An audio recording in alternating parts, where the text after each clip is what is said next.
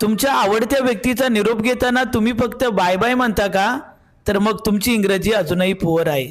चला आज प्रोफेशनल पद्धतीने निरोप घेताना इंग्रजीमध्ये कसं बोलायचं शिकूया.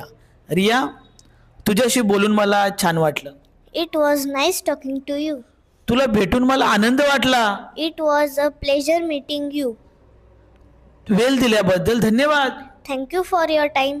मी निघतो आता. I am leaving now. नंतर भेट. Catch up later. पुन्हा भेट. See you again. संपर्कात राहा. Stay in touch.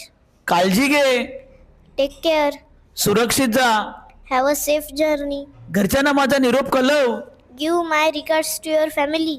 विद्यार्थी मित्रांनो, तुमच्या आता लक्षात आलं असेल या निरोप घेताना फक्त बाय बोलणं इतकं पुरेसे नाही. आता यापुढे तुम्ही निरोप घेताना शिकलेल्या वाक्यांपैकी कोणतं वाक्य वापराल ते कॉमेंट बॉक्समध्ये नक्की टाका. थँक्यू.